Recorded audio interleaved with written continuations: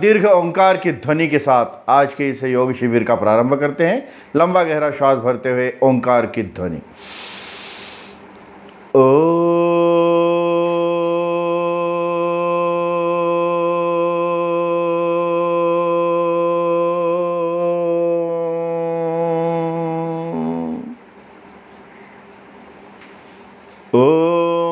सहना भवतु सहनौ भुनक्तु सह वीर्यं करवावहे तेजस्विनावधीतमस्तु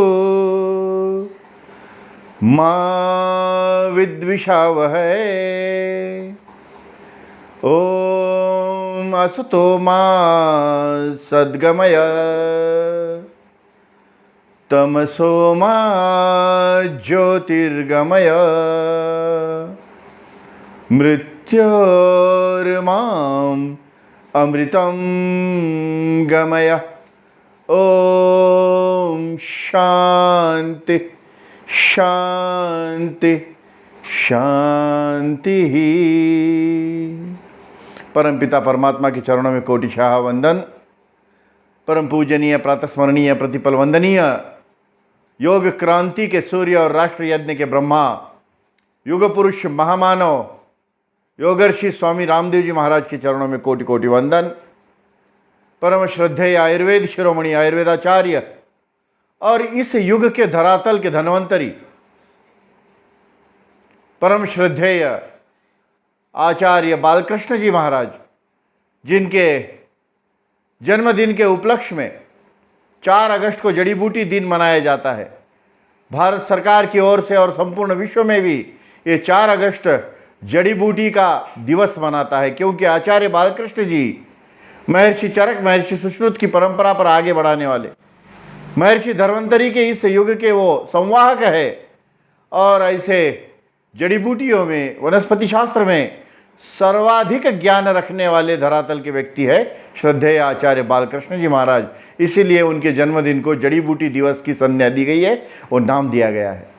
और हमारी इस टीम ने जड़ी बूटी दिवस के उपलक्ष्य में 3 दिवसीय शिविर का आयोजन किया और उस शिविर के माध्यम से योग और आयुर्वेद इसकी जानकारी सभी तक पहुँचे, ये उद्देश्य रखा। तो आज के इस शिविर में हम योग करेंगे, साथ साथ आयुर्वेद की जानकारी भी लेंगे। तो योग के अंदर प्रतिदिन के अनुसार हमें व्यायाम करना है, थोड़ा सा जॉगिंग का अभ्यास करेंगे। अपने अपने स्थान पर सभी खड़े हो जाएंगे। 12 स्टेप्स की जॉगिंग होगी, थोड़ा सा सूर्य नमस्कार भी होगा। और उसके बाद जब हम प्राणायाम करेंगे तो प्राणायाम के साथ साथ आयुर्वेद, आसपास की जड़ी बूटियाँ, आसपास आने वाली वनस्पतियाँ और उसके अपने घरेलू जीवन में उपयोग, उसके बारे में हम थोड़ा सा चिंतन करेंगे, थोड़ा अध्ययन करेंगे। आइए जॉगिंग के लिए अपने अपने स्थान पर खड़े हो जाइए।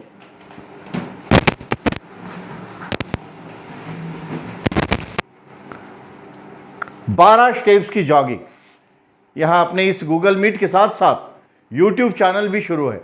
यूट्यूब चैनल के माध्यम से भी कई लोग इसमें जुड़े हैं और जुड़ रहे हैं। तो पहली स्टेप है जगह पर दौड़ना।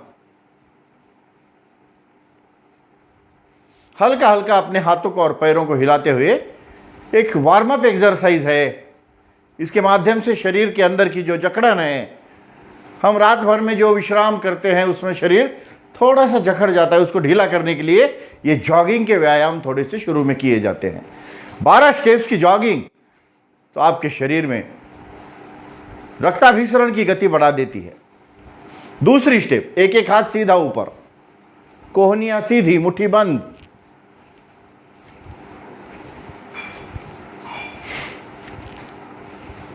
तीसरी स्टेप, दोनों हाथ कमर पे, अश्वचाल। एक एक पैर उठाना है, एक एक पैर को ऐसे ऊपर उठाते हुए अश्व के जैसे चाल, अश्वचाल। इसको जानु संचालन भी कहते हैं। चौथी स्टेप, जानु विकासक, घुटने और टखनियों के लिए अत्यंत लाभदायक। इसे उत्कटासन की स्टेप भी कहा जाता है। उत्कटासन जानु विकासक और घुटना संचालन का एक व्यायाम भी है ये। श्वास को छोड़ते हुए नीचे, भरते हुए ऊपर।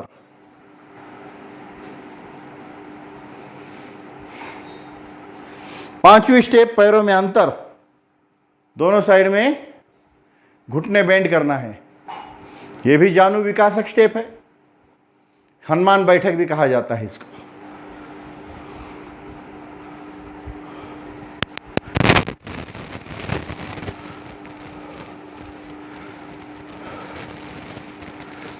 छठवीं स्टेप, वीरभद्रासन की।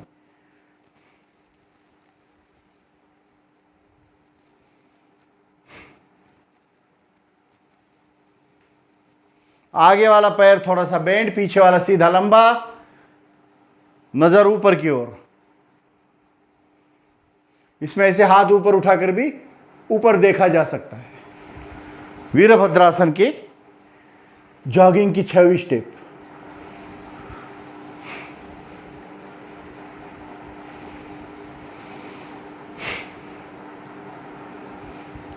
सातवीं स्टेप में श्वास को भरते हुए सीना फुलाना है। श्वास भरते हुए दोनों हाथ पीछे, छोड़ते हुए आगे।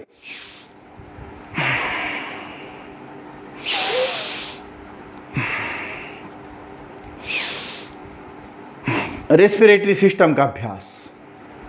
जिसके भी माइक खुले हैं कृपया माइक बंद कर दें, माइक को अपने म्यूट कर दें। तो ये श्वास भरते हुए पीछे, श्वास को छोड़ते हुए आगे।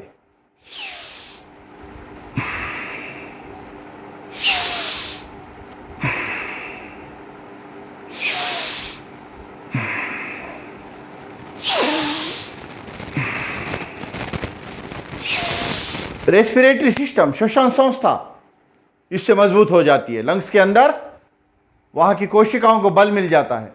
तो ऐसी है स्टेप। आठवीं स्टेप, तिर्यक ताड़ासन। पैरों में हल्का सा अंतर रखते हुए एक हाथ विरुद्ध पैर को नीचे से लगा देना है। बायां हाथ दाहिने पैर को और दाहिना हाथ बाएं पैर को लगाना है।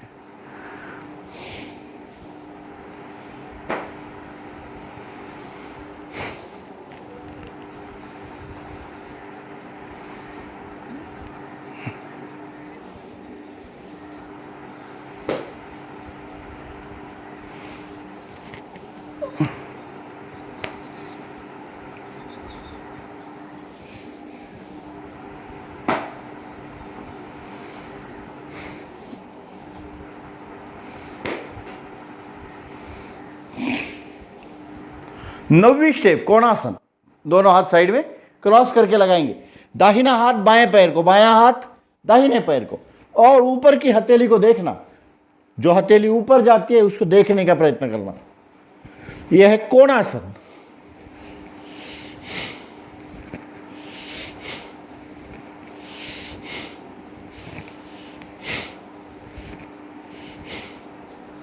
अब 10वीं स्टेप है, हाथ ऊपर और नीचे।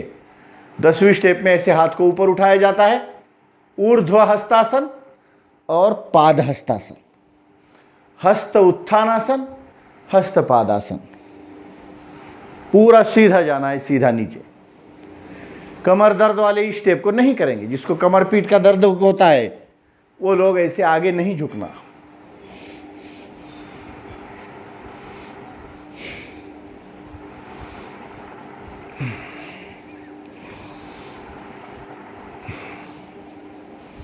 ग्यारहवीं स्टेप है स्मार्ट पीटी, या जिसे कुर्दन ताल भी कहा जाता है। कुर्दन ताल वाला व्यायाम जिसे कहते हैं स्मार्ट पीटी एक्सरसाइज। 1 2 3 4।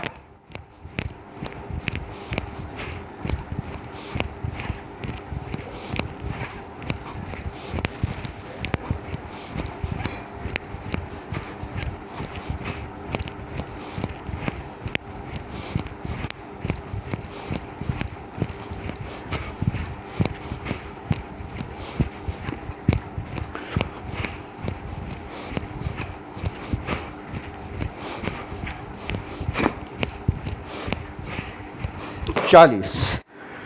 तो ऐसे ही ये कूद के ऊपर हाथ लगाते हुए एक कुर्दन ताल या स्मार्ट पीटी कवायद एक्सरसाइज कहा जा सकता है इसको। तो ये 11वीं स्टेप। और 12वीं स्टेप है कटी नृत्यासन, दोनों हाथ आगे, एरोबिक्स का एक प्रकार।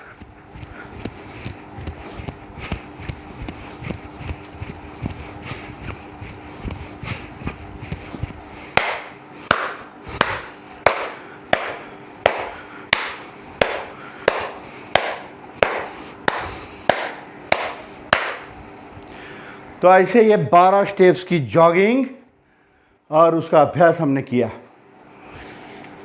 वैसे तो इस अभ्यास को और थोड़ा सा विस्तार से थोड़ा ज़्यादा करना चाहिए। 10 मिनट की जॉगिंग, तो आपके 10 मिनट की जॉगिंग 2 घंटे के वॉकिंग से ज़्यादा लाभ देगी आपको।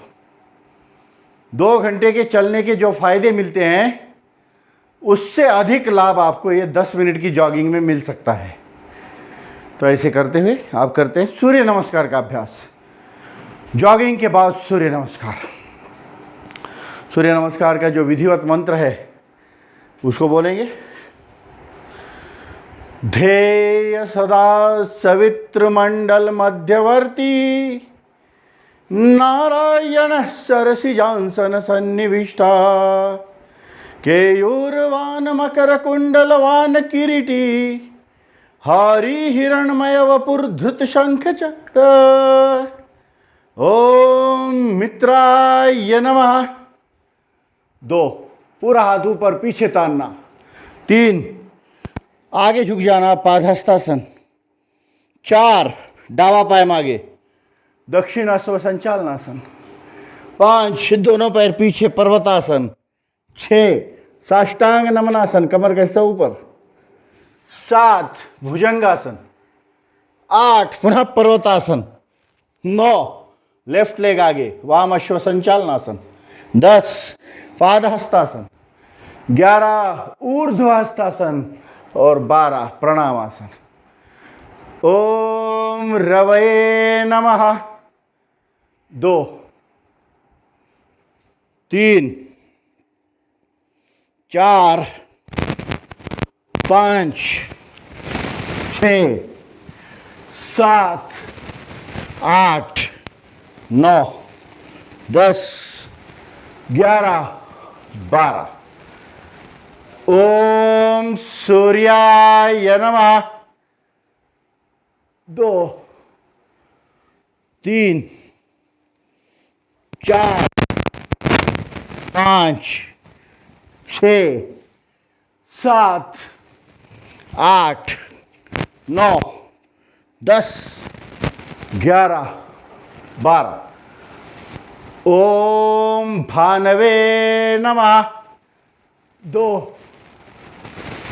3, 4, 5, 6, 7, 8, 9, 10, 11, 12। ओम खगाय नमः।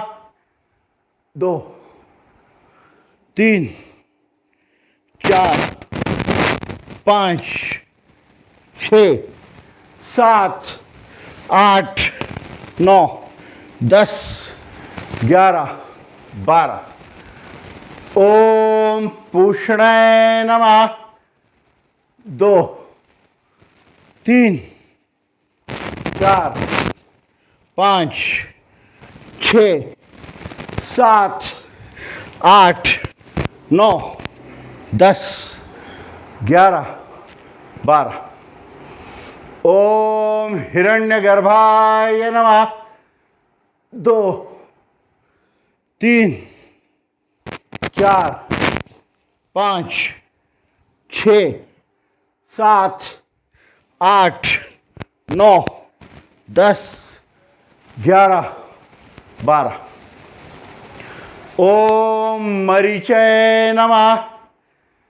2, 3, 4, 5, 6, 7, 8, 9, 10, 11, 12। ओम आदित्याय नमः। 2, 3, 4, 5, 6, 7, 8, 9, 10, 11, 12। ओम सवित्रे नमः। 2, 3, 4, 5, 6, 7, 8, 9, 10, 11, 12। ओम अर्काय नमः। 2, 3, 4, 5, 6, 7, 8, 9, 10, 11, 12। 12वां। ओम भास्कराय नमः। 2, 3, 4, 5, 6, 7, 8, 9, 10, 11 और 12। अंतिम 13वां सूर्य नमस्कार। ओम श्री सवित्र सूर्य नारायणाय नमः। 2, 3, 4, 5, 6, 7, 8, 9, 10, 11, 12। ऐसे ये 12-12 स्टेप्स के 13 सूर्य नमस्कार हमने किए, जो पूरी तरह से विधिवत वैज्ञानिकता के साथ। आखिरी में उसके यश प्राप्ति के लिए मंत्र आदित्यस्य नमस्कारान् ये कुर्वन्ति दिने दिने आयु प्रज्ञा बलं वीर्यं तेजस्तेषांच जायते तेजस्तेषांच जायते। ओम। बैठ जाइए अपने अपने स्थानों पर।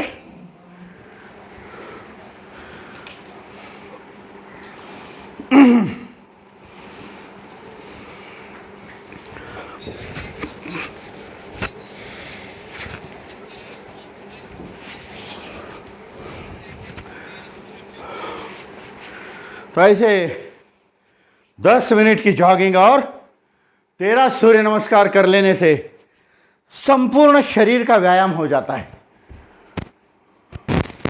तो 13 सूर्य नमस्कार की ऐसी एक विशिष्ट परंपरा भी है। जैसे 75 करोड़ सूर्य नमस्कार का अभियान चला भारत के आज़ादी के अमृत महोत्सव के निमित्त। ये भारत का आज़ादी का अमृत महोत्सव, स्वतंत्रता का, स्वाधीनता का 75वां वर्ष, और उस उपलक्ष्य में पतंजलि योगपीठ, नेशनल योगासन स्पोर्ट्स फेडरेशन, उसके साथ साथ अन्य 2-3 संस्थाएं जिसमें गीता परिवार है, हार्टफुलनेस परिवार है, क्रीड़ा भारती, इनके माध्यम से संपूर्ण देश और विश्व में 75 करोड़ सूर्य नमस्कार का अभियान चलाया। और उस अभियान में हमने 125 करोड़ के नज़दीक सूर्य नमस्कार पूरे किए। और इतना लक्ष्य 125 करोड़ सूर्य नमस्कार का Guinness book of world record, golden book of world record, London का वर्ल्ड बुक ऑफ रिकॉर्ड्स, उसके साथ साथ अन्य कई छोटे मोटे रिकॉर्ड्स उसको मिले। बड़े रिकॉर्ड्स के साथ इस काम को आगे बढ़ाने का काम किया।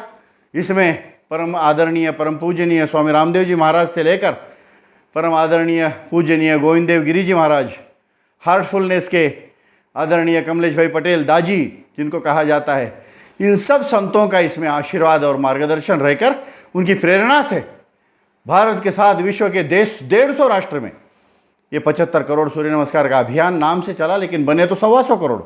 तो ऐसा एक बड़ा विश्व रिकॉर्ड, विश्व विक्रम सूर्य नमस्कार में किया है।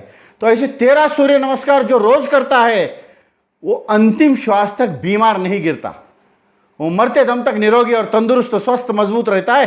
क्योंकि एक सूर्य नमस्कार में अलग अलग 7 आसन हो जाते हैं। आपके शरीर के सारे मसल्स, सारे एंगल को व्यायाम मिल जाता है। तो ऐसे सूर्य नमस्कार के अभ्यास को आप प्रतिदिन ध्यान देना। अब आगे बढ़ते हैं। ये चातुर्मास का कालखंड, आषाढ़ी एकादशी जिसको देवशयनी एकादशी कहा जाता है, ईश्वर का विश्रांति का काल। वैसे तो ईश्वर क्या विश्रांति करेगा, वही सारा संचालित करता है जगत को। लेकिन एक भारतीय परंपरा के अनुसार, इस शास्त्र के अनुसार, देवशयनी एकादशी से शुरू हुआ ये चातुर्मास और ये दक्षिणायन का कालखंड, अब ये दक्षिणायन चल रहा है। तो ऐसे इस पवित्र पर्व में अब सारे त्यौहार यहाँ से आते हैं। जैसे पीछे गुरु पूर्णिमा हुई, गुरु पूर्णिमा के बाद ये अब चल रही है आगे, अमावस्या तो आ गई, अब आज नागपंचमी है और आने वाली पूर्णिमा जैसे रक्षाबंधन की पूर्णिमा, राखी पूर्णिमा, सारे त्यौहार अब शुरू हो गए हैं दिवाली तक। तो ये पूरा देव उठनी एकादशी, देवशयनी से देव उठनी एकादशी या उसे प्रबोधिनी एकादशी भी कहा जाता है। तो ये 4 महीने का चातुर्मास का कालखंड, इसको चातुर्मास कहा जाता है। तो ऐसे चातुर्मास में अलग अलग सामाजिक उपक्रम करना, अलग अलग धार्मिक भक्तिभाव के कार्यक्रम करना, ये निश्चित रूप से माना जाता है और हम सब अपने अपने स्थान पर ऐसे कार्यक्रमों को आगे बढ़ाएं। तो आप भी नियमित निरंतर योग की कक्षा चलाते हैं, ये भी अपने आप में एक सराहनीय बात है। तो आइए प्राणायाम के साथ आगे बढ़ते हैं। प्रथम प्राणायाम भस्त्रिका के साथ, लंबा श्वास लंबा प्रश्वास, भस्त्रिका प्राणायाम शुरू।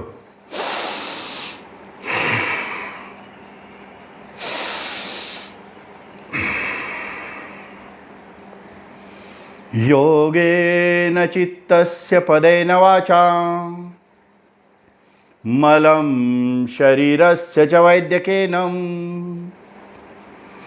योपां करोत्तं प्रवरं मुनीनां पतञ्जलिं प्राञ्जलिरानतोऽस्मि, पतंजलिं प्राञ्जलिरानतोऽस्मि। योगेन चित्त से, यानी योग से चित्त की शुद्धि, ये चित्त शुद्ध करता है योग। योगश्चित्त वृत्ति निरोधः कहा गया है, चित्त वृत्तियों का निरुद्ध हो जाना योग है। चित्त वृत्तियों को खिलवा कर रखने का दूसरा नाम योग है। हमारी चित्त की वृत्तियों को बांधने की ताकत योग कहलाती है।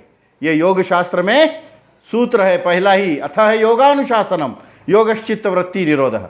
दूसरा सूत्र है योगश्चित्त वृत्ति निरोधः। चित्त वृत्ति क्या है? मन में उठने वाली तरंग, मन में आने वाली विचार, मन में आने वाली लहरें, इसको चित्त की वृत्ति कहा जाता है। और उस चित्त वृत्ति का निरोध, यानी उसको बांधना, नियंत्रित करना, उसको कब्जे में लाना, तो इस चित्त को बांधने की ताकत योग से आती है। और जो चित्त वृत्ति को कंट्रोल कर सकता है वो योग में आगे विस्तार कर सकता है, आगे बढ़ सकता है। योगेन चित्तस्य पदेन वाचा, व्याकरण से भाषा शुद्ध हो जाती है, बिना व्याकरण की भाषा अशुद्ध है। मलम शरीरस्य च वैद्यकेन, ऐसे ही शरीर से मल निकल जाने के बाद शरीर भी शुद्ध हो जाता है, निरोगी हो जाता है। न च वैद्यकेन, फिर इस शरीर को वैद्य की आवश्यकता नहीं, डॉक्टर की आवश्यकता नहीं। ये शरीर अपने आप में एक डॉक्टर है, शरीर अपने आप में एक वैद्य है। ये शरीर अपने आप में आपकी चिकित्सा कर सकता है, क्योंकि जहां बीमारी पैदा होती है वहीं बीमारी को समाप्त करने की दवा भी बनती है।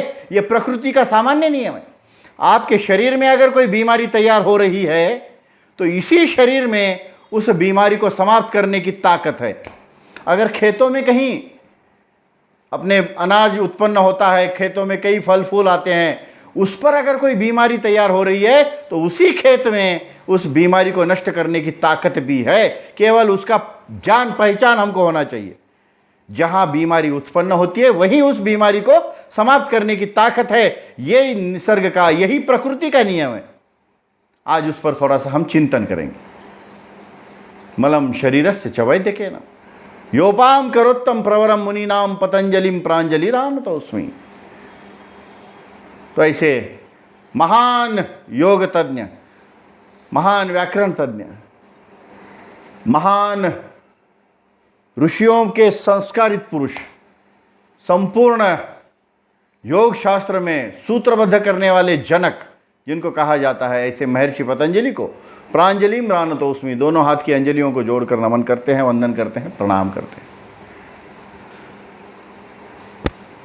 भस्त्रिका का अभ्यास करते रहें। लंबा गहरा श्वास, लंबा गहरा प्रश्वास।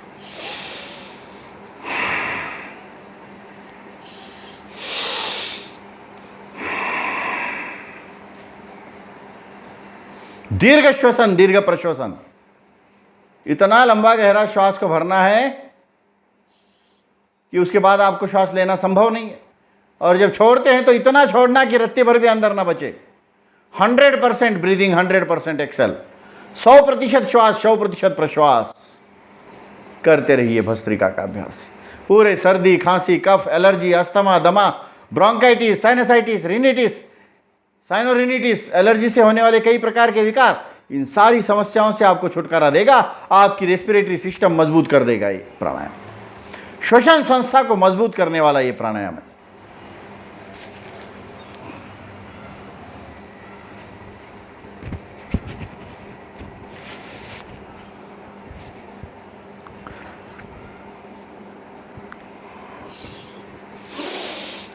सारी रचना देखिए उस प्रकृति की।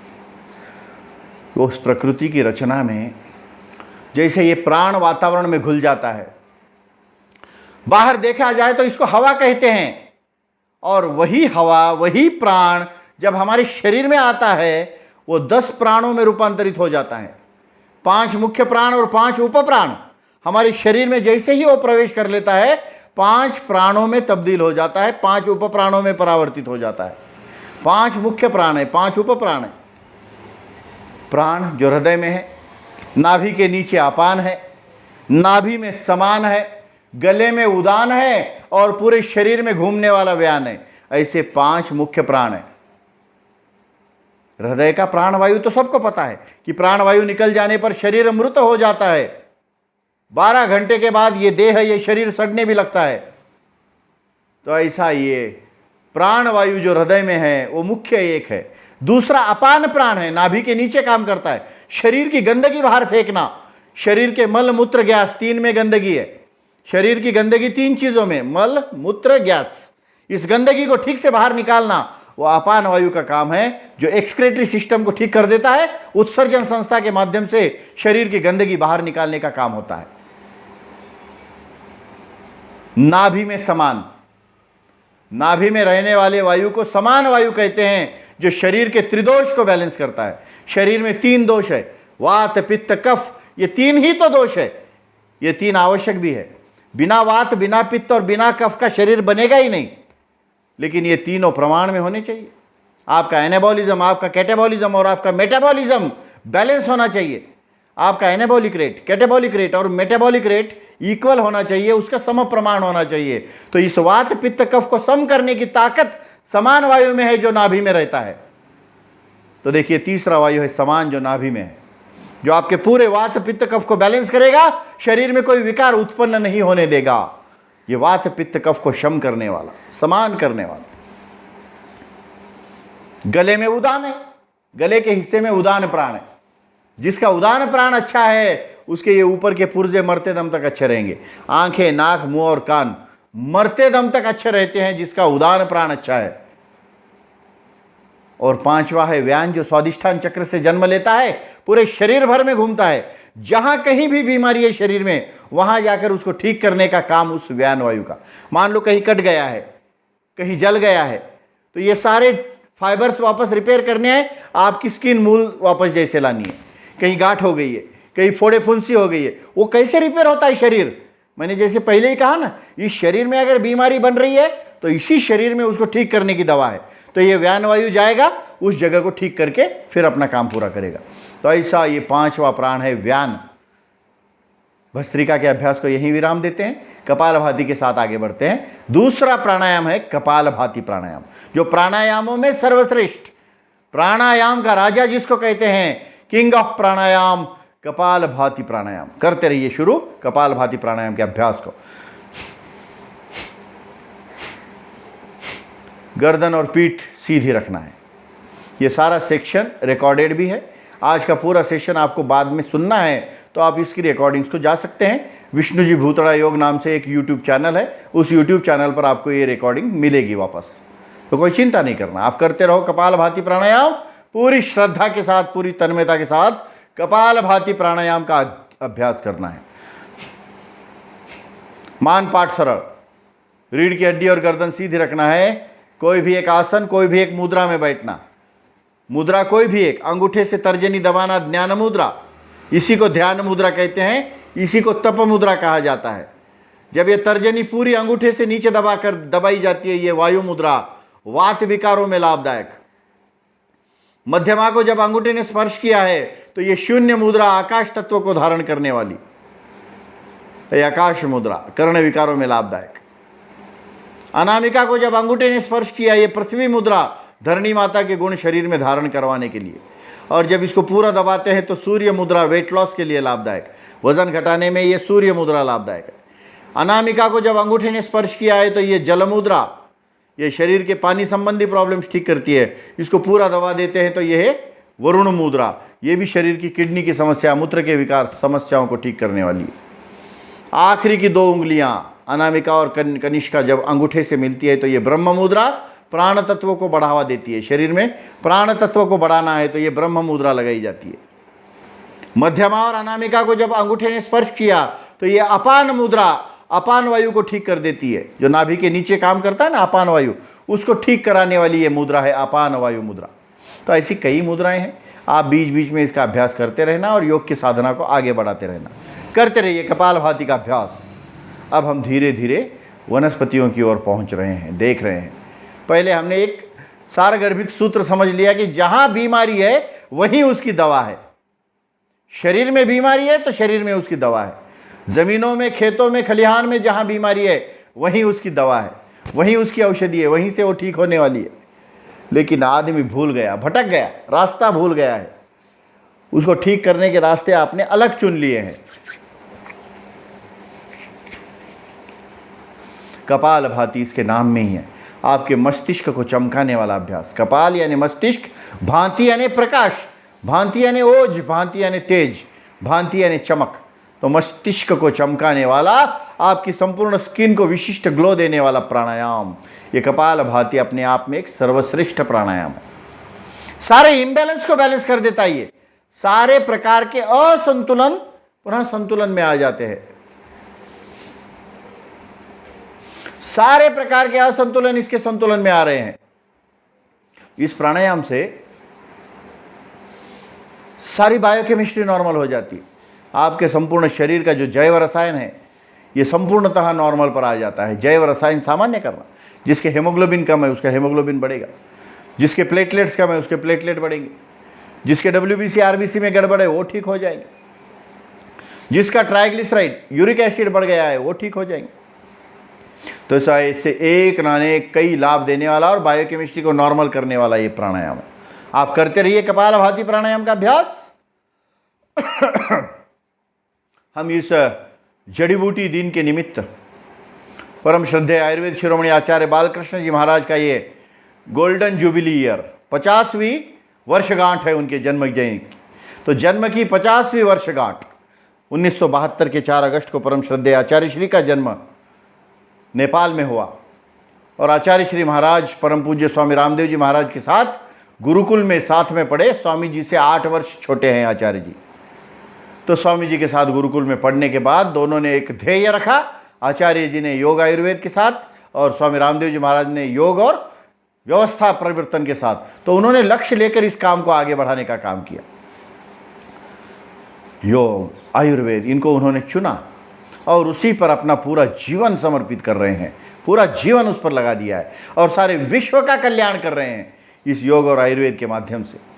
और उनका लक्ष्य यही है कि योग आयुर्वेद ये विश्व की प्रथम मान्यता चिकित्सा प्रणाली बने, विश्व की यूनिवर्सल ट्रीटमेंट थेरेपी योग और आयुर्वेद बने। और उस पर ये लक्ष्य लेकर काम किया जा रहा है। सारे दुनिया में योग को और आयुर्वेद को एक ट्रीटमेंट के थेरेपी के रूप में, एक चिकित्सा प्रणाली के रूप में उसको प्रतिष्ठापित करने का लक्ष्य लेकर ये पतंजलि योगपीठ काम कर रहा है। तो ऐसा ये बहुत बड़ा लक्ष्य है, बहुत बड़ा संकल्प है।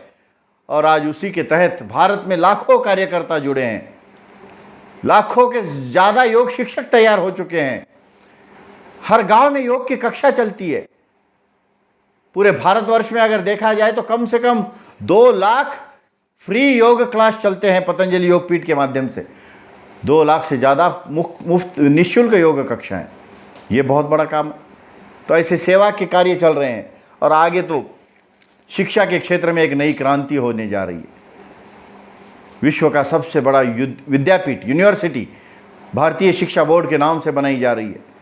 आने वाले दिनों में आप उसको देखेंगे कि शिक्षा के क्षेत्र में एक बहुत बड़ी क्रांति पतंजलि योगपीठ के माध्यम से, परम पूज्य स्वामी जी आचार्य जी के माध्यम से चल रही है। आचार्य जी महाराज ने वर्ल्ड बिगेस्ट हार्बेरियम बनाया है। तो दुनिया में जितनी जड़ी बूटियां हैं उसका संग्रह जिसको कहते हैं, उसको हार्बेरियम कहा जाता है। तो महर्षि चरक, महर्षि सुश्रुत जैसे उन्होंने भाव प्रकाश निघंटु जैसे ग्रंथ लिखे, उसमें भी 700-800 वनस्पतियों से ज़्यादा उल्लेख नहीं है। जितने भी आयुर्वेद के पुराने ग्रंथ निकाले जाते हैं ना, उसमें 700-800 वनस्पतियों से ज़्यादा उल्लेख नहीं मिलता। परम श्रद्धेय आचार्य बालकृष्ण जी महाराज ने अपने पुरुषार्थ से 42,000 से ज़्यादा वनस्पतियों का संग्रह किया, उस पर संशोधन किया और उस वनस्पतियों का संग्रह किया। ये वर्ल्ड बिगेस्ट हार्बेरियम इसीलिए कहा जाता है इनको, इसीलिए आयुर्वेद शिरोमणि कहा जाता है। आयुर्वेद के शिरोमणि है आचार्य बालकृष्ण जी, आयुर्वेद के शिखर पुरुष है। और उन्होंने इस जड़ी बूटियों का विश्व स्तर का सबसे बड़ा अभ्यास उन्होंने किया है। तो उन्होंने कैनवास पेपर पर इसकी पेंटिंग करवा रखी है, ये सारी वनस्पतियों की, ताकि अगले हजारों साल ये मिटे नहीं।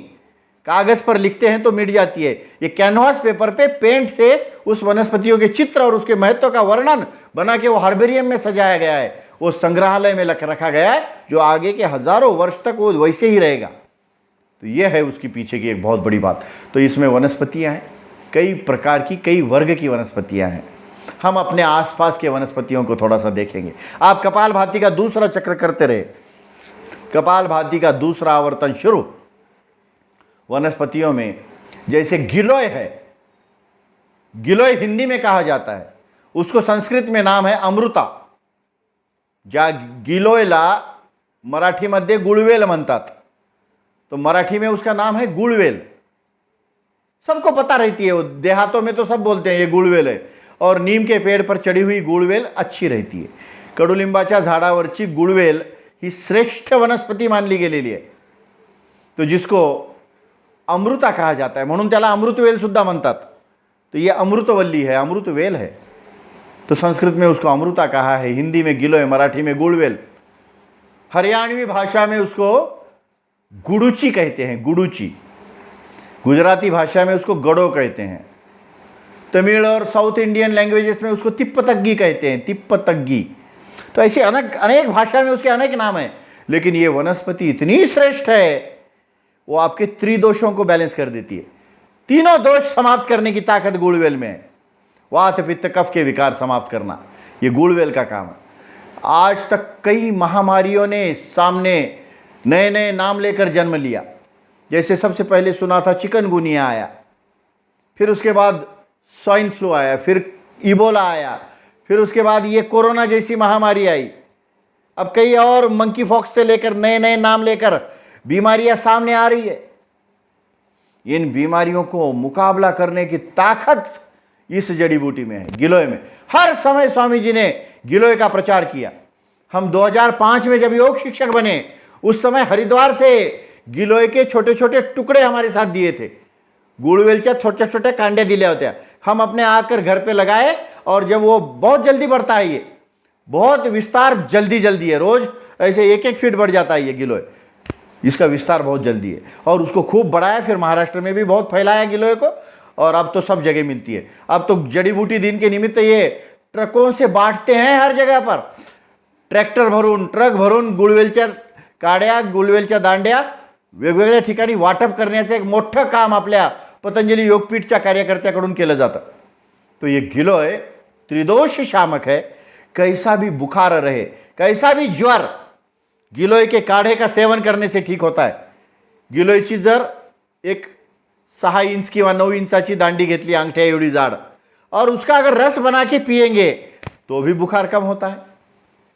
अगर वो लकड़ी सूखी है तो उसका काढ़ा बना के पियो, तो उसका सारा उपयोग है। गिलोय के पत्ते, गिलोय का दंडी, वो सूख जाती है तो वो लकड़ी काढ़ा बना के पीना है। तो गिलोय के सेवन से आपके शरीर की बुखार, ज्वर कैसा भी रहे वो कम करता है। तो एक गिलोय की मात्रा आपको सवेरे शाम दोनों समय, इतनी लंबी दंडी, एक अंगठी इतनी जाड़ी, आपको उसका रस बना के या उसका काढ़ा बना के पी सकते हैं। गुड़वेल ये आपके कफ को भी ठीक कर देता है। ये आपके लंग्स के अंदर होने वाले वायरस से भी आपको बचा देता है। ये आपके वात को, पित्त को, कफ को, तीनों को ठीक करने की ताकत रखता है। तो बच्चों को भी ये गिलोय की आदत लगा दीजिए। नहीं तो अन्य कई जगह पर देखा जाता है कि हर महीने 2 महीने के बाद बच्चे बुखार आती है, सर्दी हो गई है, बीमार पड़ गया है। तो ये बात जो बार बार आ रही है, तो घर में नियमित गिलोय का काढ़ा और उसका सेवन चालू कर देना। तो ये महत्व की वनस्पति थी गिलोय। कपालभाति का अंतिम चक्र करते हैं, आखिरी आवर्तन, अंतिम चक्र कपालभाति का पूरी श्रद्धा के साथ।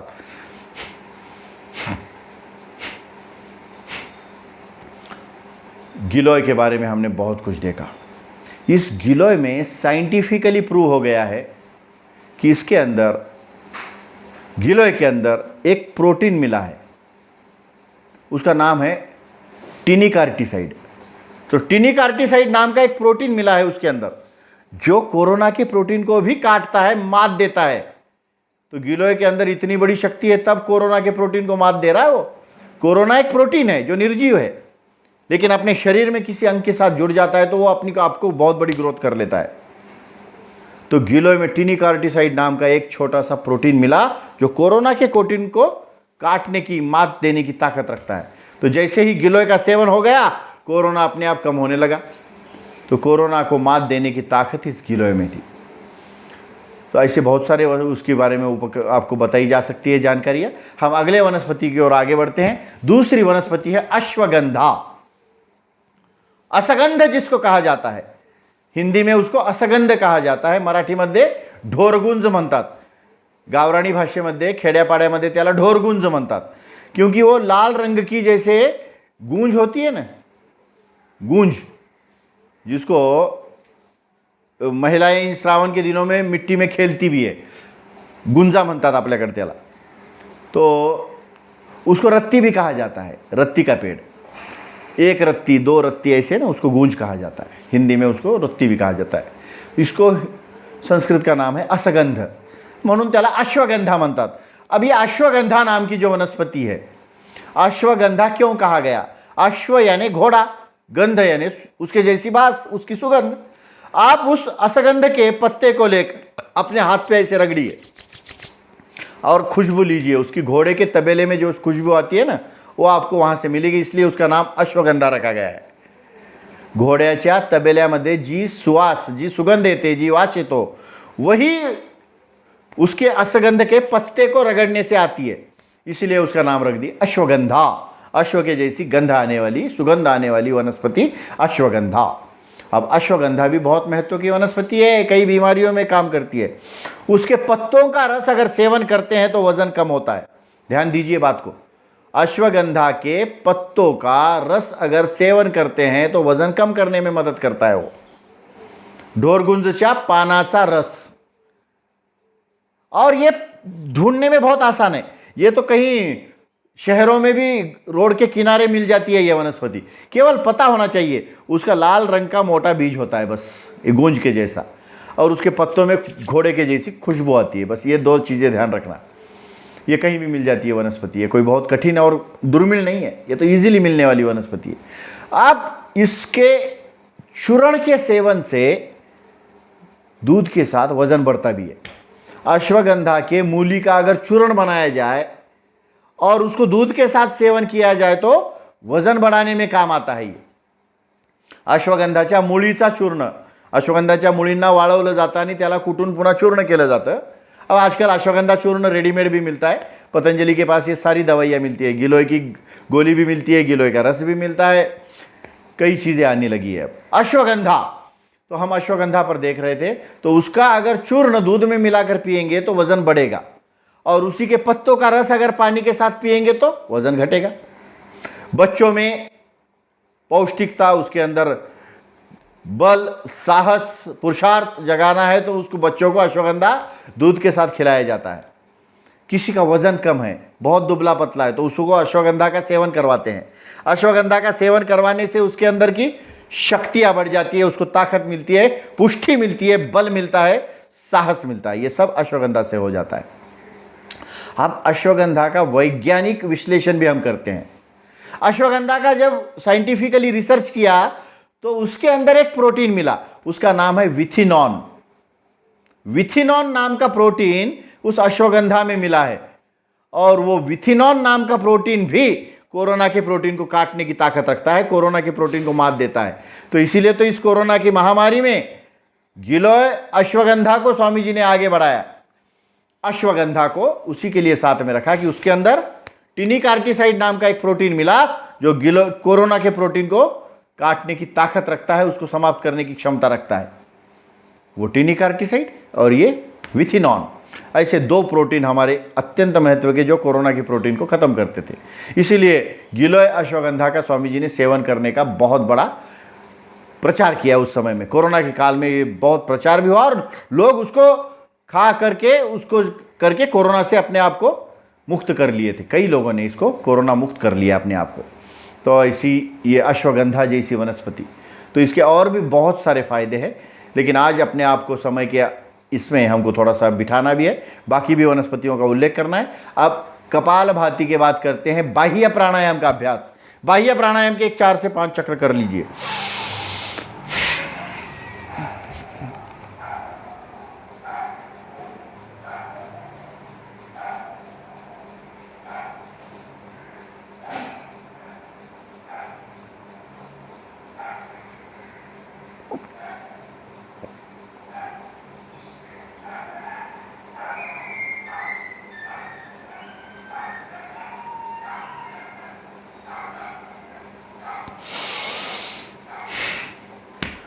पूरा श्वास बाहर छोड़ना और बाहर रोकना, फिर लगाने हैं त्रिबंध, मूलबंध, उडियान बंद, जालंधर बंद। ओटी पोटाला आतून वर उचलने, गुदद्वार को मलद्वार को भीतर से ऊपर खींचना, उसको मूलबंद कहा जाता है। पोटाला आत पाठीकडे नेने, उडियान बंद हो जाता है। हनुवटीला छातीला लावणे, जालंधर बंद हो जाता है। ये 3 बंद एक साथ लगाना त्रिबंध हो जाता है, और इस त्रिबंध को योग शास्त्र में महाबंध कहा जाता है। महाबंध के साथ बाह्य प्राणायाम अत्याधिक लाभ देता है, सर्वाधिक लाभ देता है। यह आपके बल को, ऊर्जा को पूरे पुरुषार्थ से अष्ट चक्र में कार्यान्वित कर देता है। मूलाधार से लेकर सहस्त्रार तक ये अष्ट चक्र का कार्यान्वयन कराने वाला प्राणायाम है। मूलाधार चक्र, उसके ऊपर स्वादिष्ठान चक्र, नाभि के पीछे मणिपुर चक्र, छाती में अनाहत चक्र, हृदय में विशुद्धि चक्र, हृदय चक्र, गले में विशुद्धि चक्र, भ्रुकुटी मध्य में तिलक के स्थान पर आज्ञा चक्र और सर के ऊपर सहस्त्रार चक्र। अष्ट चक्र का कार्यान्वयन, ये इस बाह्य प्राणायाम का काम। ऊर्जा का ऊर्ध्वगमन, वीर्य का ऊर्ध्वगमन कराने का काम ये बाह्य प्राणायाम कराता है। इसीलिए बाह्य प्राणायाम श्रेष्ठ प्राणायाम है। योग शास्त्र में इसे मृत्यु मातंग केसरी के नाम से जाना जाता है। यह मृत्यु मातंग केसरी है।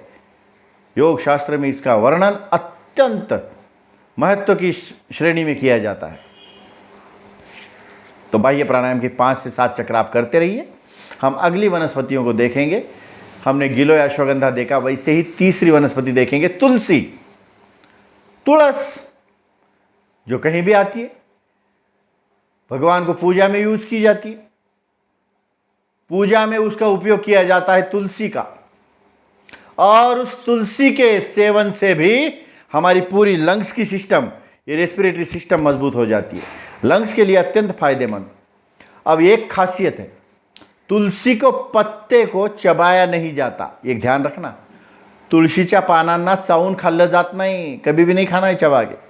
उसको एक तो हाथ पे रगड़ लीजिए और जीभ से उसको अंदर घुमाइए, तब उसको वैसे कर सकते हैं, या फिर उसका रस बना के पी जाइए।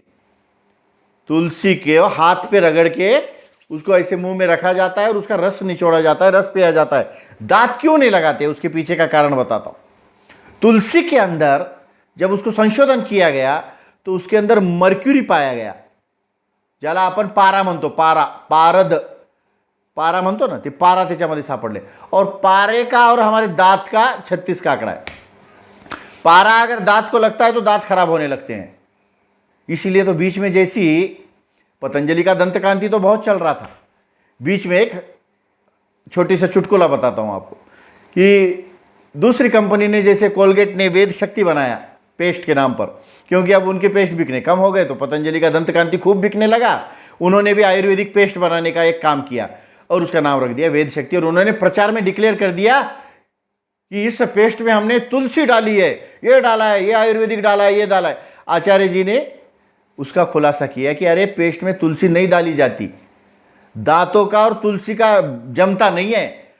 तब से उन्होंने वो ऐड बंद कर दी फिर वापस, क्योंकि उनको इस आयुर्वेद शास्त्र का पता ही नहीं था। वो अपना तुलसी बहुत अच्छी चीज़ है इसलिए उन्होंने उस पर बता दिया कि हमने अपने पेस्ट में तुलसी डाली है, लेकिन तुलसी दांतों के लिए उपयोगी नहीं है।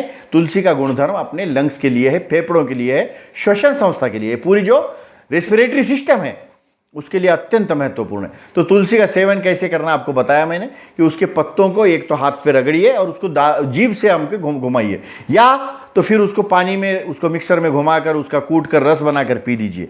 तो तुलसी का सेवन बुखार में भी काम में आता है।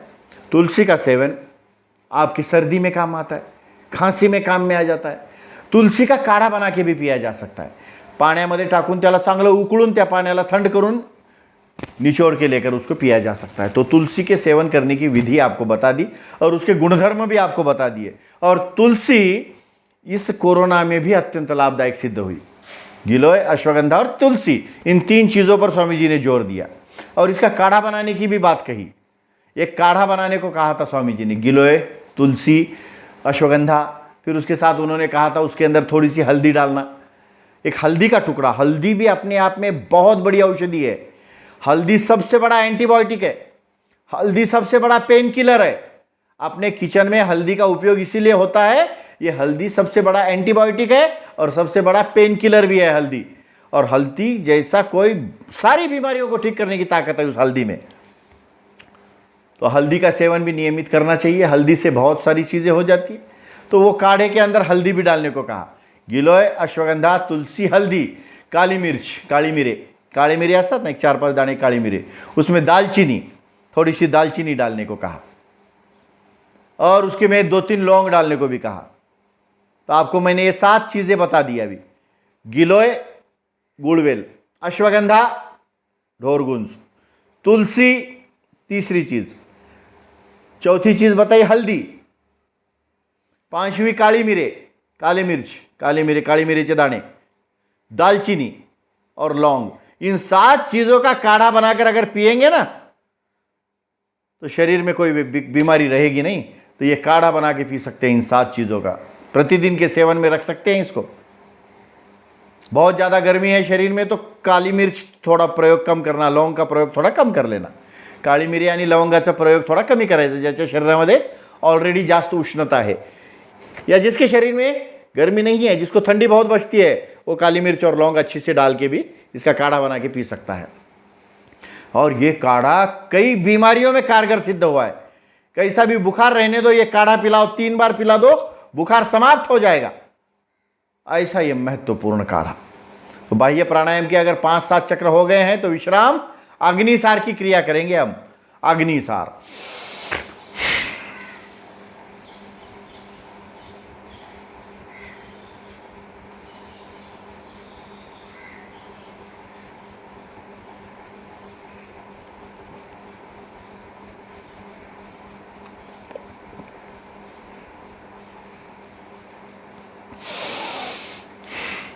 एक बार श्वास छोड़कर बाहर रोक देना और केवल पेट को हिलाते रहना अंदर बाहर। अग्निसार अग्नि प्रदीपिका है। ये योग की अग्नि प्रज्वलित करने वाला अभ्यास आपकी जठर अग्नि को ठीक करने वाला है। आपके जठर की अग्नि इससे ठीक हो जाती है। आपके शरीर में 14 प्रकार की अग्नियों को प्रज्वलित करने वाला ये। शरीरामध्ये 14 प्रकारची अग्नि है। हमारे शरीर में कितनी? 14 अग्नियां हैं। ये 14 अग्नियां भी गिनवा देते हैं आपको। सप्त धात्वाग्नि, 7 धातुओं को बनाने वाली सप्त धात्वाग्नि। ये 7 धातु शरीर में बनते रहते हैं। रस, रक्त, मांस, मेद, अस्थि, मज्जा, शुक्र या रज। पुरुषों में शुक्र, महिलाओं में रज। ये सप्त धातु है। रस, रक्त, मांस, मेद, अस्थि, मज्जा, शुक्र। ये 7 धातुओं को बनाने वाली सप्त धात्वाग्नि। पंच महाभूत जिससे शरीर बना है। आप तेज, वायु, जल, आकाश। आप यानी पृथ्वी, तेज यानी अग्नि, वायु ये वायुमंडल जिसमें ऑक्सीजन है, हाइड्रोजन है, नाइट्रोजन है, ये सब वायुमंडल है। जल ये पानी, और आकाश निर्वात पोकड़ी, वहां पर कोई वायु नहीं है। आकाश में वायु नहीं है। ये वायु तो अपना एक घेरा लेकर अपने पृथ्वी के आसपास है। एक लिमिट के बाद ये वायु समाप्त हो जाते हैं, फिर वो निर्वात पोकड़ी है। उसको आकाश कहा जाता है। तो ऐसे पंच तत्वों को शरीर में ठीक से रखने वाली पंच भूताग्नि, सप्त धात्वाग्नि और पंचभूताग्नि, 7 और 5 12 हो गई। एक शरीर को ठीक से चलाने वाली जठराग्नि या उसी को कायाग्नि कहते हैं 13वीं, और 14वीं अग्नि है ओज और तेज फैलाने वाली। आपको ओज, तेज, चमक, कांति, प्रकाशमान करने वाली, आपके स्किन को चमकाने वाली, स्किन को विशेष ग्लो देने वाली। तो ऐसी 14वीं अग्नि है, ओज की अग्नि, तेज की अग्नि उसको कहा जाता है। तो ऐसे 14 अग्नियों को प्रज्वलित करने वाला अग्निसार एक श्रेष्ठ योगिक क्रिया है, इसीलिए इसको रोज करना है। विश्राम 4 से 5 चक्र तो कर लेने हैं इसके कम से कम। आगे बढ़ते हैं उज्जयी प्राणायाम के लिए। गले को टाइट करते हुए, श्वास भरते हुए, घर्षण करते हुए आवाज निकालना, उज्जयी प्राणायाम।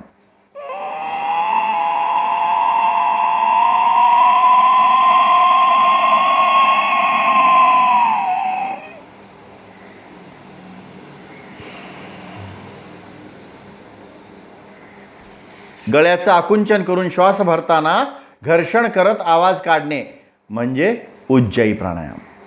जब छोड़ते हैं तो बाईं ओर से छोड़ देना, सोडताना डाव्या नाकातून हवा सोडायची, वाम मार्ग से निकाल देना। ऐसा है उसका पीछे का साइंटिफिक कारण है कि जो हमारा वाम मार्ग है वहां से हवा निकाल के छोड़ देना।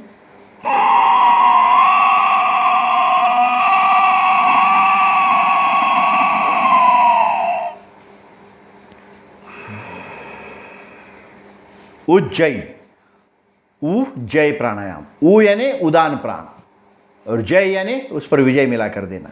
गले में कौन सा प्राण है? उदान प्राण, और उस पर जय मिलाना है, इसीलिए इसका नाम रख दिया उज्जयी प्राणायाम। उदान प्राण पर जय देने वाला, उदान प्राण पर विजय मिलाने वाला प्राणायाम। इसके माध्यम से थायराइड, टॉन्सिल, गले की बीमारियां, थायराइड ग्लैंड्स, पैराथायराइड ग्लैंड्स, ये तो ठीक होते ही है। ये इसका सामान्य और तात्कालिक लाभ है। इसका मध्यकालिक लाभ क्या है? आपको खर्राटे की आदत से मिटाना, घोरण्याची सवय, स्नोरिंग के प्रॉब्लम्स, खर्राटे की आदत मिटती है, ये इसका मध्यकालिक लाभ है। और इसका दीर्घकालिक लाभ है आपकी आंखें, नाक, मुंह और कान मरते दम तक ठीक रखना।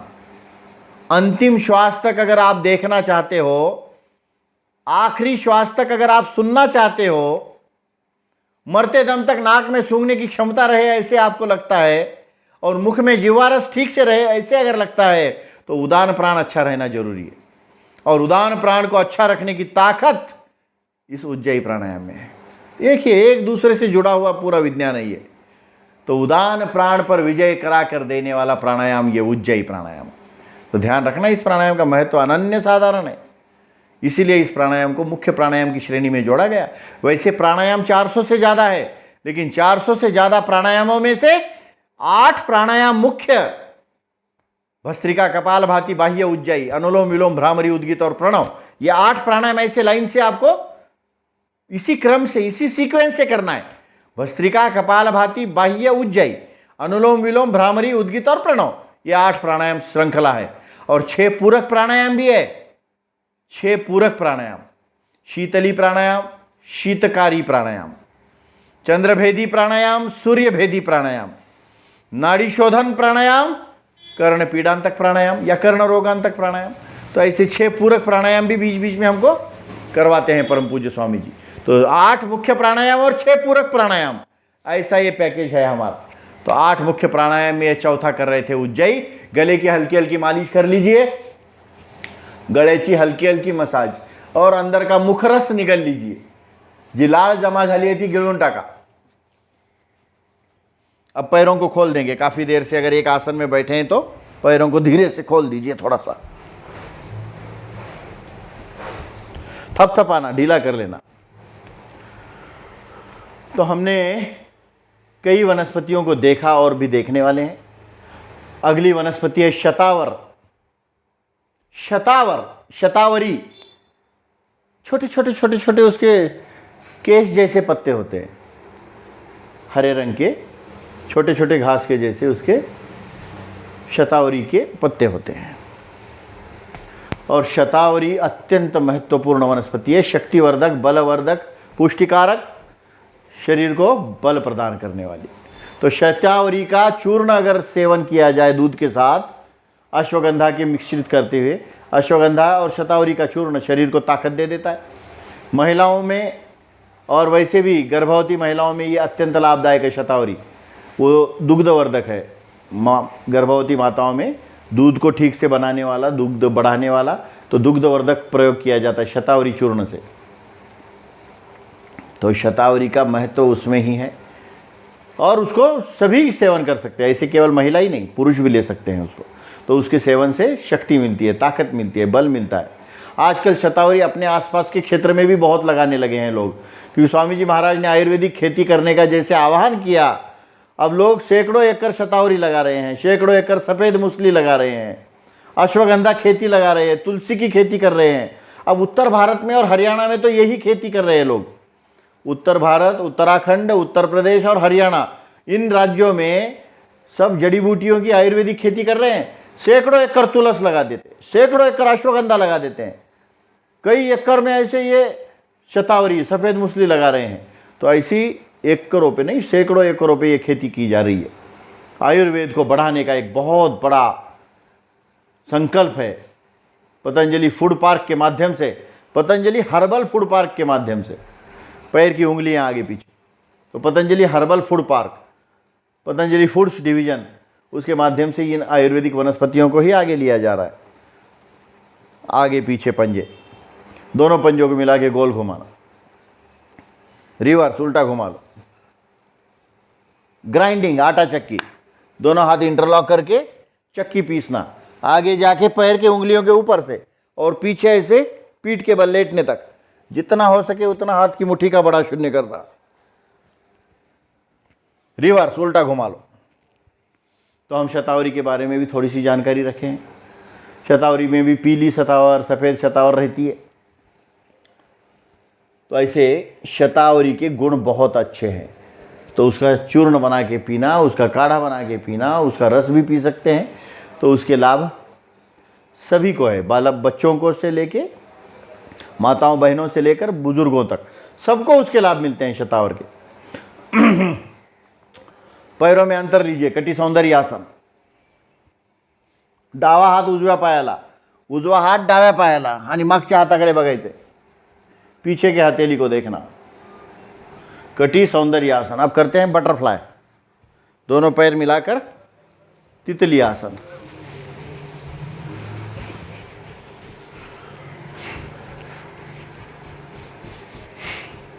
श्वास छोड़ते हुए अपना माथा अपने पैर को लगाइए, भद्रासन।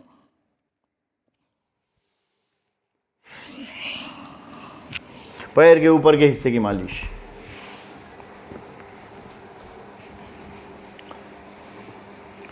अगली वनस्पति, अगली जड़ी बूटी, अब वैसे आंवला है, एलोवेरा है, कई वनस्पतियां हैं अभी बात करनी। आंवला, आप अनुलोम विलोम प्राणायाम करते रहिए, शुरू कर दीजिए। डावीकडून श्वास घेणे, उजवीकडून सोडणे, अनुलोम। उजवीकडून श्वास घेणे, डावीकडून सोडणे, विलोम। बाईं ओर से श्वास लिया, दाहिनी ओर से छोड़ा, अनुलोम कहा जाता है उसको। और दाहिनी ओर से श्वास लिया, बाईं ओर से छोड़ा, विलोम कहा जाता है।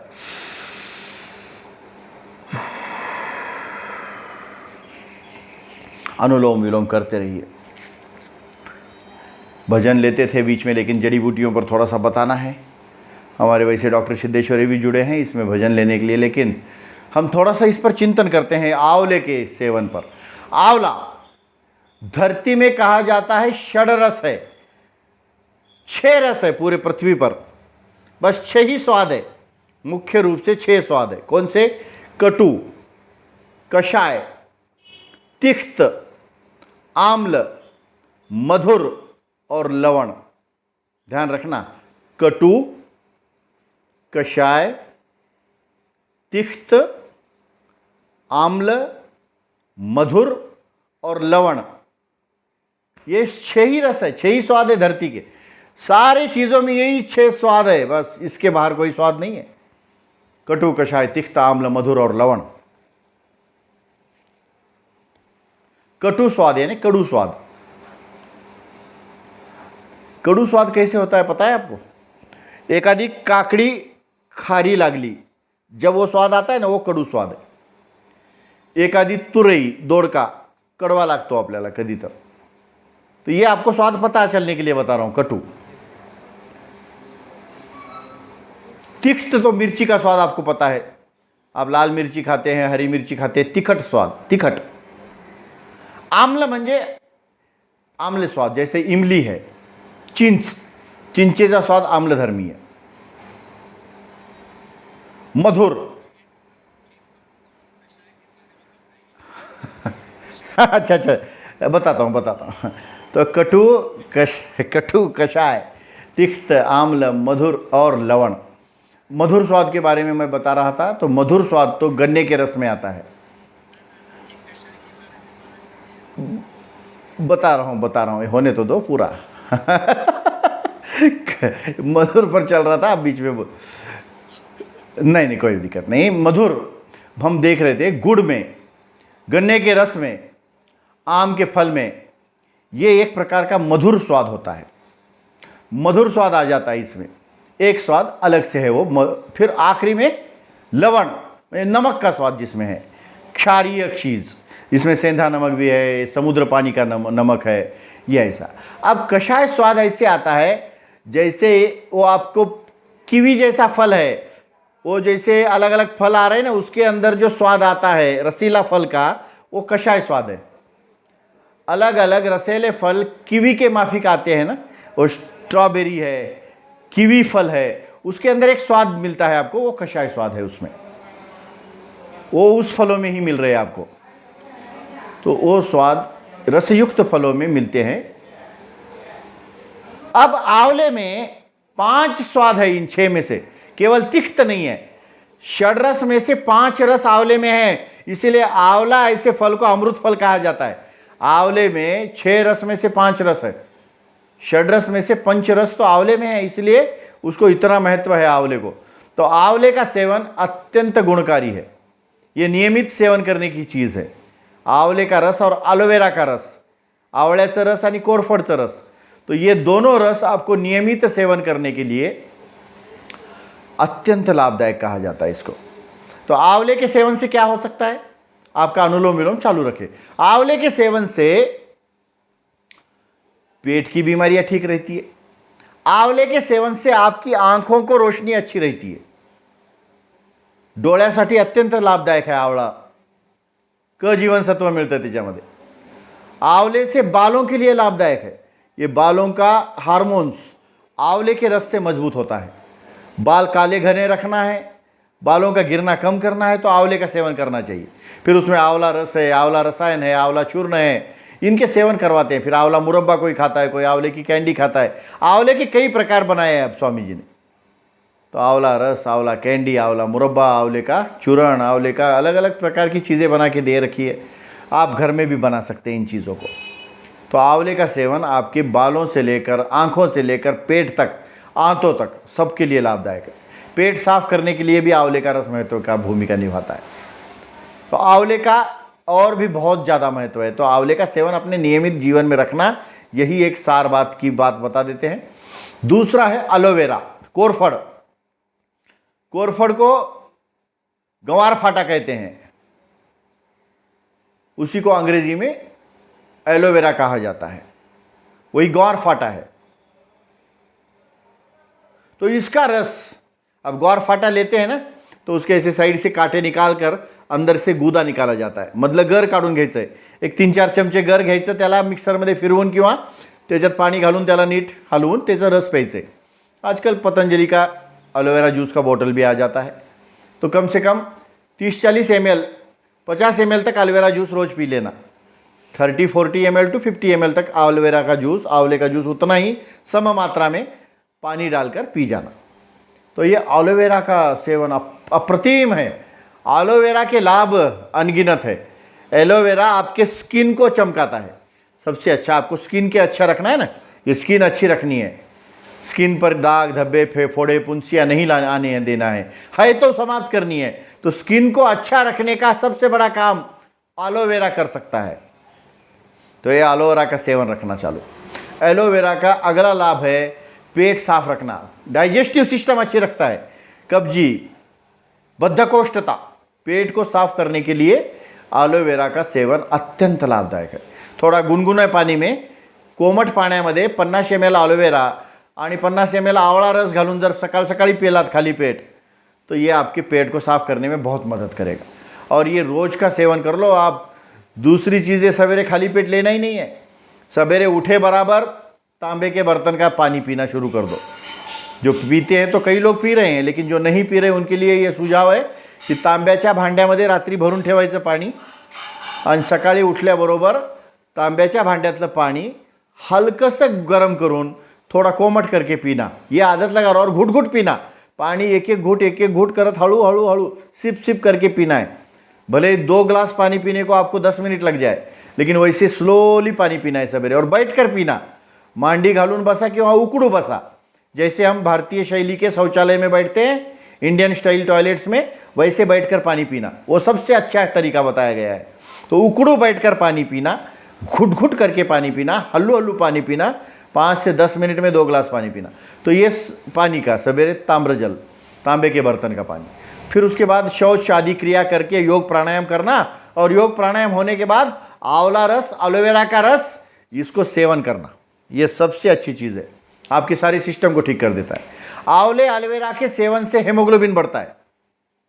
इन दोनों का सेवन आपके हेमोग्लोबिन को बढ़ाने की ताकत रखता है. आंवला एलोवेरा का सेवन आपके प्लेटलेट्स को बढ़ाने की भी ताकत रखता है. आंवला एलोवेरा का सेवन आपके जॉइंट पेन्स कम कर देता है. ये जोड़ों के दर्द, गुड़गे दुखी, कंबर दुखी, पाड़ दुखी, मान दुखी, ये जॉइंट पेन्स जो है ना, हड्डियों की बीमारियां, हड्डियों के दर्द, ये सारे इस एलोवेरा और आंवला के सेवन से कम हो जाते हैं. उसमें अश्वगंधा भी महत्व की भूमिका निभाता. तो ये आंवले एलोवेरा का सेवन के बहुत ज़्यादा लाभ है. आपको कितने भी बताए उतने कम आहे. आतडे स्वच्छ ठेवतं. आतड्यामध्ये सूज आली असेल किंवा आतड्यामध्ये इन्फेक्शन्स असतील, तो आंतों के इन्फेक्शन्स कम करने की ताकत आंवला एलोवेरा में है. तो आंवला एलोवेरा के सेवन से आतड़े चांगले रहतात, आतड़ों के इन्फेक्शन कम हो जाते हैं, यूरिनरी ट्रैक के इन्फेक्शंस इससे कम होते हैं. पेशाब में अगर जलन होने की समस्या है किसी को, लघवी में जळजळ होते, पेशाब में जलन है, तो उसमें भी आंवला एलोवेरा का सेवन अत्यंत लाभदायक है. आंवले के रस का और एलोवेरा के रस का सेवन अत्यंत लाभदायक माना गया है पेशाब की जलन को कम करने के लिए. ऐसी बहुत सारी चीज़ें. वैसे उसमें गोखरू का काढ़ा भी बहुत अच्छा भूमिका निभाता है. जिसको पेशाब की समस्या है ना, गोखरू का काढ़ा. गोखरू म्हणजे काटेरी वनस्पती. आपण रानात चालत जातो तेव्हा काटे टोचतात ना, त्या काट्याला गोखरू म्हणतात. गोक्षूर त्याला हिंदी संस्कृत में म्हणतात. और ये गोक्षूर का काढ़ा बना के पीना. आजकल गोखरू क्वाद भी आ रहा है पतंजलि का, आप वो क्वाद का काढ़ा बनाकर पी सकते हैं. वो किडनी को ठीक रखता है, आपके पेशाब की जलन को कम करता है, यूरिनरी सिस्टम को ठीक रखता है. नाभि के नीचे के सारी बीमारियों को ये गोखरू अच्छे काम करने में मदद करता है. नाभीच्या खालच्या सगळ्या आजारासाठी गोखरू किंवा गोळ्यामध्ये गोक्षुरादी गुगळ आणि चंद्रप्रभावटी हे नाभीच्या खालच्या आजारासाठी नियमित सेवन करणं लाभदायक. बहुत अच्छी वनस्पति, बहुत अच्छी जड़ी बूटी बताई जाती है. अब आपको अगला वनस्पति बताएंगे. आंवला हो गया, एलोवेरा. शिलाजीत, ये आयुर्वेदिक में एक बहुत अच्छी चीज़ है शिलाजीत. अब शिलाजीत कहाँ से तैयार होता है? हिमालय का पसीना शिलाजीत है. हिमालय जैसे बर्फीले पहाड़ों का जो पसीना है, तो बर्फाच्या पहाड़ाला सुद्धा घाम फुटतो, तो ये बर्फीले पहाड़ों का पसीना यानी शिलाजीत है. हिमालय के पहाड़ों में जो पसीना आता है, वो काला द्रव स्त्रवता है, वो शिलाजीत है. अब वहाँ के जंगली पहाड़ों पर बंदर इसको खाते हैं और मजबूत रहते हैं, उनको भी फिर उस बर्फीले प्रदेश में घूमने में ताकत मिलती है. तो ये शिलाजीत का वर्णन आयुर्वेद में ऐसे किया है कि इस धरातल पर ऐसी कोई बीमारी नहीं है जो शिलाजीत के सेवन से नष्ट ना हो. इस पूरे धरातल पर, पृथ्वी तल पर ऐसी कोई बीमारी नहीं है जो शिलाजीत के सेवन से नष्ट ना हो. यानी शिलाजीत के सेवन से सारी बीमारियां समाप्त हो सकती है, इतनी ताकत शिलाजीत में है. तो शिलाजीत के सेवन से मजबूती आती है, ताकत तो आती है, बलवीर्य पुष्टता आती है, और उसके साथ साथ लंग्स की बीमारियों को ठीक करता है, फुफ्फुसांच्या आजारांना नीट करतो. दमा अस्थमा वालों के लिए भी शिलाजीत लाभदायक है. ये जॉइंट पेल्स वालों के लिए भी शिलाजीत अच्छा है. जोड़ों के दर्द, घुटने दर्द, कमर दर्द, पीठ दर्द, गर्दन दर्द, इनके लिए भी शिलाजीत का सेवन अत्यंत लाभदायक माना गया है. शिलाजीत का सेवन यूरिनरी सिस्टम में भी लाभदायक माना गया है. शिलाजीत का सेवन हृदय विकार वालों के लिए भी लाभदायक माना गया है. तो शिलाजीत बहुत अच्छी चीज़ है जो सेवन करने लायक है, रोज़ भी सेवन कर सकते हैं। गर्मी के दिनों में उसकी मात्रा थोड़ी कम रखनी है, सर्दी के दिनों में उसको थोड़ा अधिक ले सकते हैं। बीपी वाले पेशेंट इसको थोड़ा कम सेवन करना, क्योंकि शिलाजीत से थोड़ा सा बीपी अपलिफ्ट हो जाता है, थोड़ा सा बीपी बढ़ता है। तो शिलाजीत का, जिसको बीपी है वो शिलाजीत ना सेवन करे। तो ये थोड़ी थोड़ी छोटी छोटी बातें हैं आपको बताने की। तो शिलाजीत का सेवन करना अत्यंत लाभदायक, अत्यंत बलवर्धक, पुष्टिकारक, शक्तिवर्धक माना गया है। तो शारीरिक कमजोरी है, शारीरिक कमजोरी को भी भरने की ताकत इस शिलाजीत में है। तो शिलाजीत का सेवन अत्यंत महत्वपूर्ण माना गया है। अनुलोम विलोम के प्राणायाम को आप पूरा कर देते हैं। आखिरी का चक्र 1 मिनट का अनुलोम विलोम का, ये सारी सर्कुलेटरी सिस्टम को ठीक कर देता है। अनुलोम विलोम ये सारी सर्कुलेटरी सिस्टम आपकी ठीक कर रहा है। शरीर के अंदर चलने वाले सारे प्रवाहमान को नियंत्रित करने वाली एक सिस्टम है। यही प्राणायाम आपकी स्केलेटल सिस्टम को अच्छा करेगा, हड्डियों की संस्था, हड्डियों को मजबूत करने के लिए। वैसे हड्डियों को लगता है कैल्शियम, और वो कैल्शियम हमको अश्वगंधा में भी मिल जाता है, शतावर में भी मिल जाता है।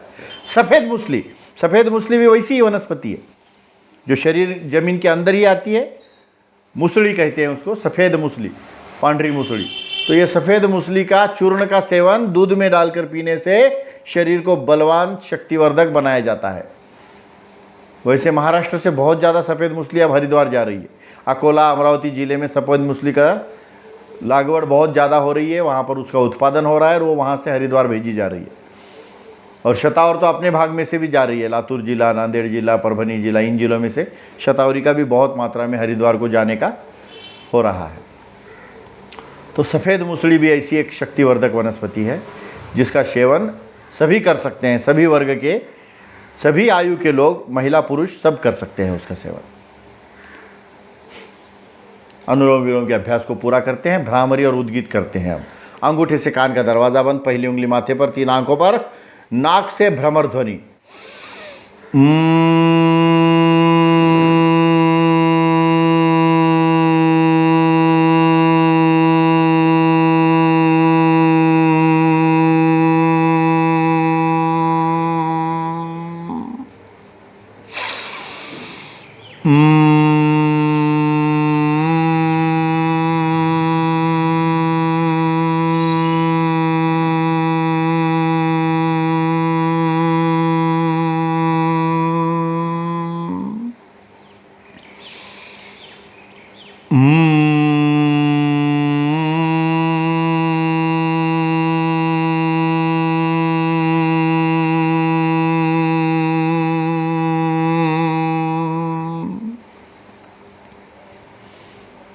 दोनों हाथ नीचे, आंखें बंद, उद्गीत करेंगे ओम का जाप, ओंकार 3 चक्र।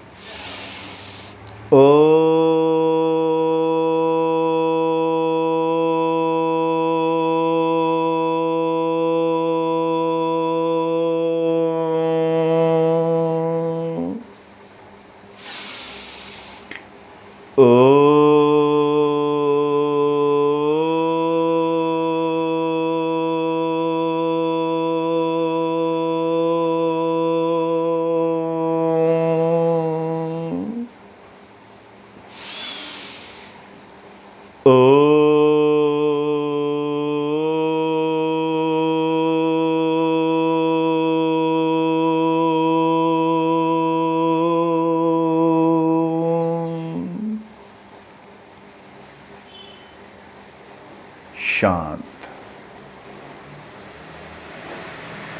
प्रणव की साधना, प्रणव की आराधना, प्रणव की उपासना, प्रणव का ध्यान। तस्य वाचकः प्रणव, उसी ईश्वर का नाम ओम है।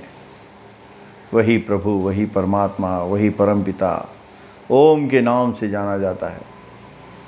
तज्जपस तदर्थ भावनम ततक्षीयते प्रकाशावरणम। अज्ञान से हमारे ज्ञान के ऊपर आवरण पड़ा है और हमारा असली ज्ञान ढक गया है और हम अज्ञान में जी रहे हैं। योग साधना से अज्ञान, अंधकार और अहंकार का पर्दा हटकर ब्रह्म रूपी ज्ञान, ईश्वर रूपी प्रकाश आपके मस्तिष्क में समाया जाता है। ईशावास्यमिदं सर्वं यत्किंच जगत्याम जगत तेन त्यक्तेन भुंजिता माँ गृधकस्य सिद्धनम। ओम पूर्णमदः पूर्णमिदं पूर्णात् पूर्णमुदच्यते पूर्णस्य पूर्णमादाय पूर्णमेवावशिष्यते। ओम सर्वे भवन्तु सुखिनः सर्वे सन्तु निरामया सर्वे भद्राणि पश्यन्तु माँ कश्चित् दुख भाग भवेत्। इसका अर्थ है, हे नाथ सब सुखी हो, कोई न हो दुखारे, सब हो निरोग भगवन धन धान्य से भंडारे। सब भद्र भाव देखे सन्मार्ग के पथिक हो, दुखिया न कोई होवे सृष्टि में प्राण धारे। सृष्टि में प्राण धारे। दोनों हाथों का घर्षण करेंगे और इसकी ऊर्जा आंखों को और समस्त चेहरे को लगाएंगे और फिर धीरे धीरे किलकिली करते हुए आंखें खोलना।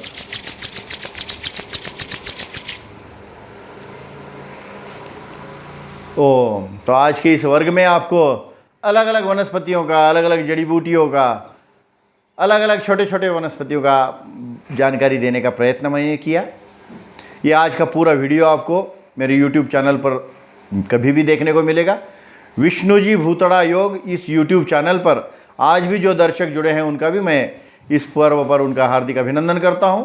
आचार्य बालकृष्ण जी महाराज के 50वें जन्मदिन पर उनको बहुत बहुत शुभकामना देते हुए प्रभु से उनके दीर्घायु की कामना करते हैं कि वो ऐसे ही इस पूरे विश्व को, पूरे ब्रह्मांड को इस आयुर्वेद के मार्गदर्शन से, आयुर्वेद के लाभ से परिचित करवाते रहें, लोगों को उसका लाभ होता रहे। इसी के साथ मैं अपनी वाणी को यहीं पर विराम देता हूँ। शांति पाठ के साथ वर्ग पूरा होगा। ओ जी जी जी, हाँ हाँ है। मैं शांति पाठ करके आपको ही छोड़ने वाला था, आप फिर आप अपने आप कंटिन्यू करते रहो उसको। फिर मैं हूँ यही कह रहा था कि एक बार मेरा सलगता से पूरा हो जाए तो मेरा YouTube चैनल भी मैं बंद कर दूंगा ना। चल। ओम देव शांति अंतरिक्षम शांति पृथ्वी शांतिराप शांति रौषधय शांति वनस्पतय शांति विश्वे देवा शांति ब्रह्म शांति सर्वं शांति शांतिरेव शांति सामा शांतिरेधि। ओम शांति शांति शांति। शांति कीजिए प्रभु त्रिभुवन में, जल में, थल में और गगन में। शांति कीजिए प्रभु त्रिभुवन में, शांति कीजिए वन उपवन में, शांति कीजिए अंतरिक्ष में, शांति कीजिए प्रभु त्रिभुवन में, शांति कीजिए ब्राह्मण के उपदेश वचनों में, क्षेत्रियों के हो बल में, वैश्य जनों के होवे धन में और शूद्रन के हो चरणन में।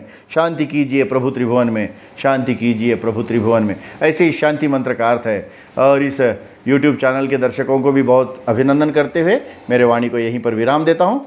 ओम।